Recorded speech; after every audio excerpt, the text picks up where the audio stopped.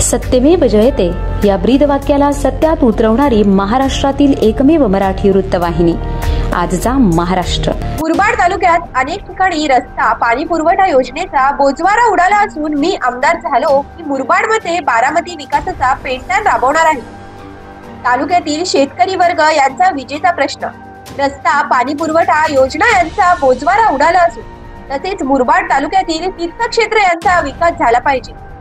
गेल्या 20 वर्षापासून न्याहाडी पायरवाडी रस्ता रखडला असून येथील लोकांना जाण्या येण्यासाठी तारेवरची कसरत करावी लागत असून हा प्रश्न मी पहिल्यांदा सोडवणार।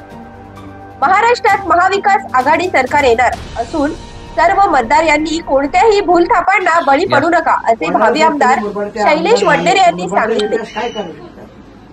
निश्चितपणे आई जगदंब या ठिकाणी आगमन या ठिकाणी देवी मातेचं झालेलं आहे आणि या नवरात्राचा काळ आहे। नारी शक्तीचा एक आपण या ठिकाणी उपासना करत असतो। तर खऱ्या अर्थानं आज जगदंब मातेच्या साक्षीने या ठिकाणी मुरबाडकरांना मी सांगू इच्छितो की मुरबाड ही प्रत्यक्ष स्वर्णभूमी आहे की नाना शंकरशेठ यांचं जन्मस्थान की ज्यांना मुंबईचं शिल्पकार म्हटलं जातं आणि तीच मुरबाड नगरी त्याचं जन्म। मध्यंतरी आम्ही सर्व तीर्थक्षेत्रांना त्या ठिकाणी स्थानांना भेटी दिल्या।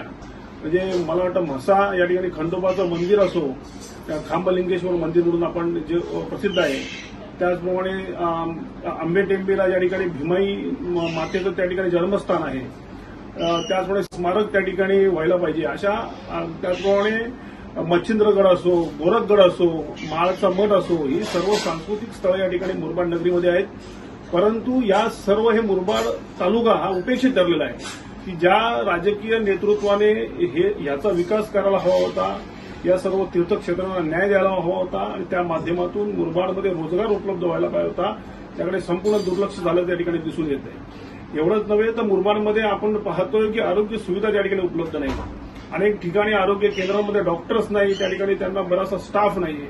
आता आपण पाहिलंय की बऱ्याच ठिकाणी जर एखादा सर्पदंश किंवा काही विंचूदंश झाला तर त्याचे देखील वॅक्सिन त्या ठिकाणी उपलब्ध नसतात आणि त्यामुळे प्रवासामध्ये अनेकदा रुग्ण दगावत असतात। ही परिस्थिती आहे। अनेक शैक्षणिक संस्था ज्यावेळेला आदरणीय स्वर्गीय शांताराम घोलप यांनी त्यावेळेला काही 5 शैक्षणिक संस्था स्थापन केल्या। त्यानंतरच्या काळात 45 वर्षामध्ये कुठल्याही प्रकारच्या शैक्षणिक संस्था असो यांचं देखील त्या ठिकाणी पुनर्स्थापना झालेली नाही। खऱ्या अर्थानं मुरबाडमध्ये एक पोटेन्शियल आहे। मुरबाडचं बस स्टँड आपण पाहतोय अतिशय भंगार असं आहे की जिथून अनेक ठिकाणी महाराष्ट्रात बसेस जातात तर वाहतूक व्यवस्थेचा ठिकाणी खोळंबा झालेला आहे। अनेक महाराष्ट्राचा जो रोड आहे कल्याण महाराष्ट्र रस्ता हा रस्ता देखील अरुंद आहे।